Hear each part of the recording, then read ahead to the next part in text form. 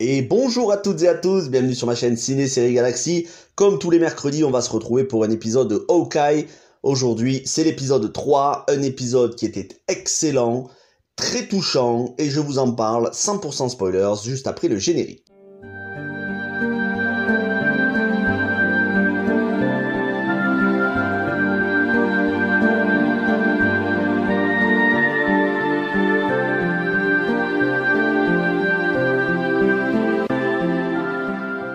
Alors, on avait quitté l'épisode 2 sur Maya Lopez, alias Echo, qui d'ailleurs aura droit à sa propre série sur Disney+, sa propre série dans le MCU.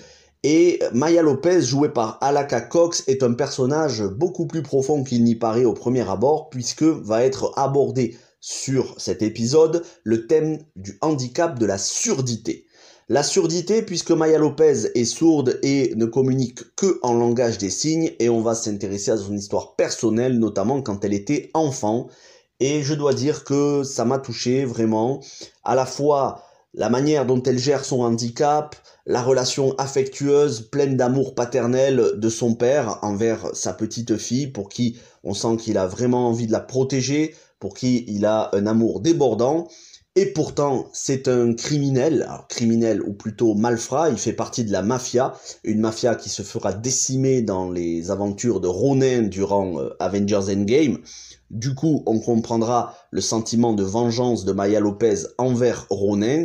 Quoi qu'il en soit, on s'intéresse à elle dès qu'elle est enfant et on sent un très bon fond, on sent de la compassion, de l'intelligence, une petite fille qui a envie de s'émerveiller, qui a envie de découvrir le monde, qui a beaucoup d'imagination et qui est très attachée à son père qui mourra dans ses bras.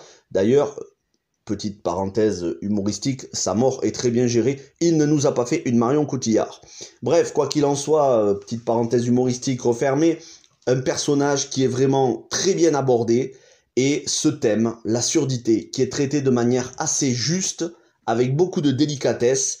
On comprend aussi les ravages que toutes les aventures de Hawkeye ont eu sur lui, et donc on avait déjà un petit peu compris dans les 2 premiers épisodes, mais là, Hawkeye va perdre sa prothèse auditive.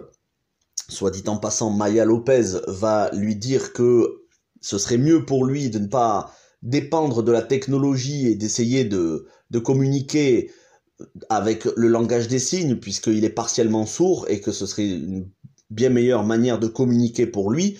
Et la communication est le deuxième thème de cet épisode, la communication en langage des signes, mais surtout la communication avec Kate Bishop et la relation de confiance qui va s'installer entre les deux. Mais comme je vous disais, le thème de la surdité va être abordé à la fois chez Maya Lopez et chez Hawkeye, puisque cette fois-ci, en perdant sa prothèse auditive, il ne va entendre qu'une phrase sur 2 de ce que va lui dire Kate Bishop. Et ça va être intéressant tout au long des scènes d'action, où il va lui dire des choses. Elle ne va pas comprendre parce que c'est ce qu'elle lui avait dit quelques secondes auparavant. Et donc, ça va être un quiproquo sans cesse de répétition de phrases où ils ne se comprennent pas, où ils sont en décalage. Et pourtant, malgré ce décalage, ils vont très bien travailler ensemble, notamment au niveau des séquences de cascades, de course-poursuite. Alors on a pas mal d'humour avec les différents types de flèches, ça c'est un humour qui est bienvenu, c'est un humour qui est juste, hein, contrairement à certains films Marvel, pas forcément dans le MCU, certes, c'est pas pour enfoncer Venom, mais quand même un petit peu, l'humour, parfois ça fait mouche et parfois ça se plante, et là, au détour de petites phrases, de petits quiproquos, de petites remarques humoristiques, c'est bienvenu, c'est rafraîchissant, et c'est absolument pas lourd. Et ça, c'est très important. Il faut pas que l'humour vienne plomber l'intrigue, et ça n'est absolument pas le cas. On voit aussi cette relation de complicité entre les deux, entre Kate Bishop et Hawkeye. Vraiment, Hailey Steinfeld, moi je suis sous le charme, de toute façon je la suis depuis ses tout premiers films, et je trouve que c'est l'interprète parfaite pour Kate Bishop. Elle est d'un naturel désarmant, elle est très attachante, vraiment c'est un excellent personnage, joué par une actrice brillantissime. Bref, les deux s'entendent très bien, on sent qu'elle va prendre la relève de Hawkeye, puisque Hawkeye lui-même reconnaît ouvertement, lui reconnaît devant elle qu'elle est une des meilleures archères du monde. Il y a aussi ce non-dit par rapport à Ronin, cette culpabilité qu'il a du fait qu'il ait été Ronin durant les aventures de Avengers Endgame. Et pour elle, bien évidemment, elle l'ignore. Pour elle, c'est Hawkeye, l'homme qui l'a inspirée quand elle était petite. Elle ignore tout du passé, entre guillemets, criminel, on peut le dire, du passé criminel de Ronin. Et c'est là aussi un autre gros point positif. On comprend bien que les malfrats ont une vie privée et ont des sentiments, eux aussi. C'est le cas du père de Maya Lopez, qui certes appartient à une mafia qui s'est fait décimer par Ronin, mais qui est avant tout un père aimant envers sa fille. Et donc les dégâts qu'a fait Ronin à l'aveugle, sans connaître le passé des gens qu'il a tués, sans connaître leurs sentiments, sans connaître leur vie privée, eh bien on voit que ça a des conséquences dramatiques, tragiques sur les sentiments d'une enfant qui est orpheline de père dès son enfance. Quoi qu'il en soit, beaucoup de thèmes abordés avec justesse. Les scènes de cascade sont excellentes, notamment en caméra embarquée sur toute cette course-poursuite qu'il y a. Je crois que c'est à New York que la série se passe, sur le pont, il me semble, de New York. Bref, quoi qu'il en soit, en caméra embarquée, c'est très bien d'avoir fait ça. On sent beaucoup plus de réalisme pour le coup, le fait d'avoir mis la caméra à l'intérieur de la voiture, lorsque la voiture fait pas mal de cascades, de dérapages, eh bien on a l'impression d'être à l'intérieur de l'action, au sein même de l'action, encore un gros point positif. Et si je devais dire un point négatif, comme je l'ai dit la dernière fois, ce sont les méchants, la mafia des survêtements, c'est vraiment des bras cassés. Heureusement qu'on n'a pas trop insisté sur l'humour, mais ça commençait dès le départ avec un petit peu trop d'humour sur la mafia, voilà, sur les bras cassés. C'est vraiment des abrutis de base, hein, qui sont absolument pas intelligents.